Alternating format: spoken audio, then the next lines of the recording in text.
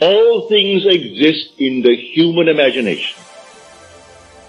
And everything you see as an objective reality was produced by imagining.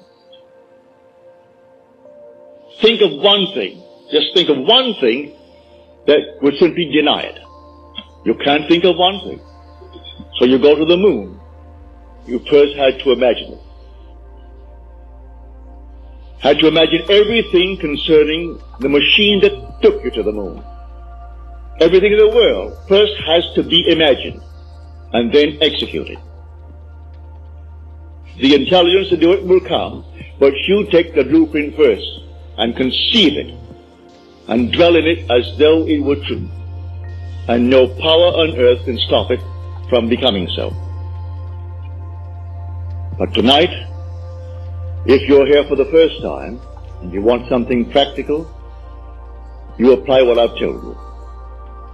First, have an objective. You must have an objective. You can't say, well, I don't know what I want. Well, all right.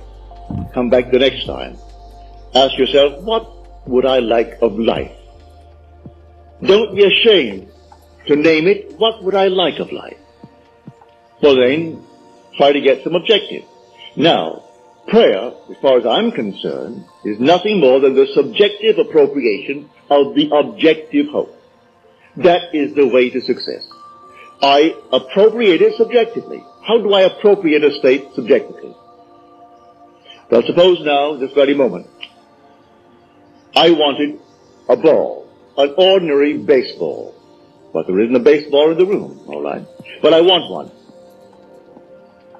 I would actually assume that I am holding a baseball in my hand until I can feel it. You think you can't feel it? Well, now try it. Try to feel what it would be like if you held a baseball. Now, to prove that you have held it, see what it feels like, the difference now, a tennis ball. See any difference? All right, a golf ball. See any difference? A piece of silk. You feel any difference? If you can distinguish between these many objects, though they are subjective, then there must exist somewhere. If you can actually separate them in your mind's eye and distinguish between these objects, I can begin to feel, begin to sense, begin to smell a rose. Well, a rose doesn't smell or doesn't actually have the odor of another flower. I can detect the rose. Now a lily, an Easter lily. I can detect that. Well, what does it do? Well, I'm going to get them. Someone will think of Neville and send him a flower. And it's going to be the flower that I'm going to actually feel and touch and smell. It works that way. Money has an odor. It's unlike any odor in the world. It's more fragrant to the miser than the most marvelous perfume in the world. He can tell it. You put a money bag to his face, and it's like putting roses to mine. He loves it. He can smell money. He can feel it. Money has a distinct feel about it. Put a $20 bill in your hand and ask you to feel it, and then put another piece of paper in your hand, and you can tell the difference. There's a difference. It is an odor to it. All this is part of the inner man, that all things are possible to him. Try it. Before you condemn it, try it. And if you have the evidence to support my claim, well, then it doesn't matter what the world will tell you. If he laughs at you, so what? So they laughed at everyone who had an idea that seemed a little bit off-center. Always laughed at it. They laughed at the idea of going to the moon. Well, now it's an accomplished fact. There are still those who won't believe it happened, you know, because they don't want to believe that it ever happened. There are those who said you couldn't go down and actually live underwater. Now we have a submarine. There are still those who won't believe it. You can present them with all the facts in the world, and they won't believe it. So I tell you, you try it first. And if it proves itself in performance, it doesn't really matter what the whole vast world thinks. So tonight, take a go. Make it a lovely go, either for yourself or for another.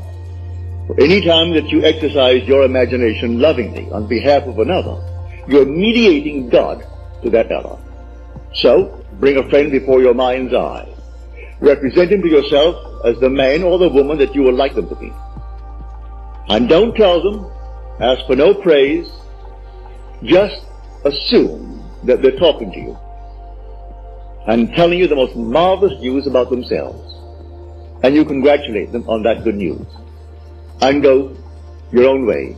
Believe in the reality of that imaginal act. It may happen tomorrow. It may happen the day after, or a week later, or a month later. It has its own appointed hour, and it is ripening, and it's going to flower. So don't be concerned. Leave it alone, and it will come to pass. So this is what I mean by feeling is the secret. I catch the mood, the feeling that would be mine if I were what I want to be. I don't have to touch something, I can if I want to, but it's the mood I'm speaking of. What would the feeling be like if she were well, if she were this? And then you catch it, just as though it is true. You always go to the end, and the end is where you begin.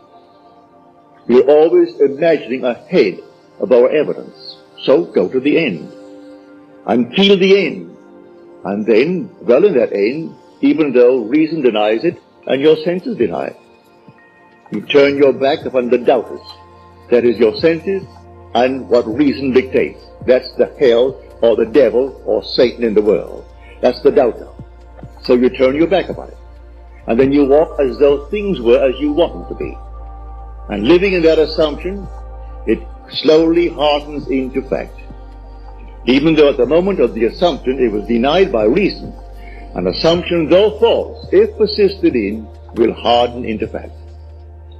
So you learn to assume and learn to persist in the assumption, and it will come to pass.